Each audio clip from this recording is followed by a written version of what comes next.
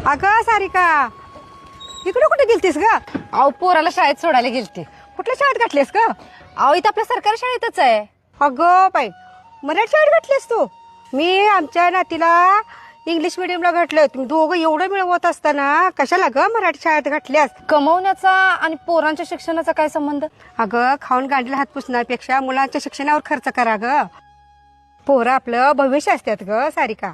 नाही, तुम्ही बोलताय ते पटतंय मला, पण असं कुठं सांगितलंय की पोराला इंटरनॅशनलला किंवा त्या इंग्लिश मिडियमला घातलं आणि ढिगानं खर्च केला म्हणजेच आपण पोरावर लय प्रेम करतोय किंवा आपण पालक म्हणून बेस्ट आहे, असं काय नाही आहे काकू.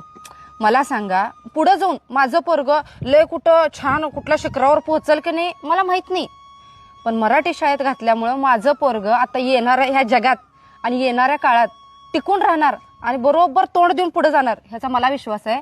कारण माझं पोरग त्या शाळेत जाते ज्या शाळेत मी, माझा नवरा, माझा भाऊ, आपण सगळे शिकून पुढे आलोय. मराठी शाळेत शिकलेलं पोरग पुढे आयुष्यात काय करून दाखवते का नाही माहित नाही, पण कुठंही त्याला टाका ते जगून दाखवणार ह्याचा मला विश्वास आहे. आणि काय हो, इंटरनॅशनल स्कूलमध्ये ठीक आहे ते इंग्लिश शिकवतात ना, मग मी माझ्या पोराला मराठी शाळेत घालून इंग्लिशचा एक्स्ट्रा क्लास लावलाय. झालं की विषय संपला इंग्लिश मिडियमचा.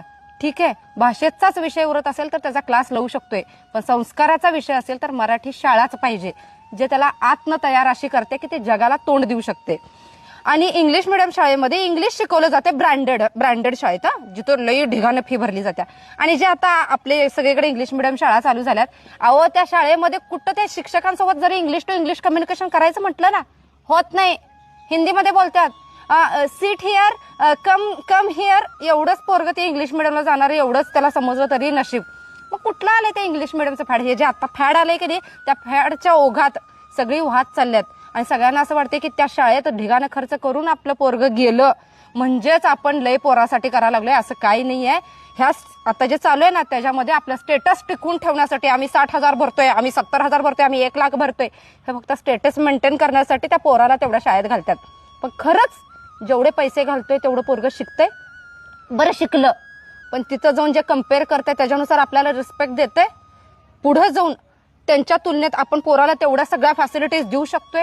ह्या सगळ्या प्रश्नांचा जर विचार केला ना, तर मी माझ्या पोराला विचार करूनच साध्या शाळेत घातले. मग जग काहीही म्हणू दे, आम्ही खाऊन काय करतोय, आम्ही उधळतोय, काहीही म्हणू दे, मला फरक पडत नाही. मला माहितीये माझं पोरग जिथं शिकतंय तिथं बेस्ट शिकतंय.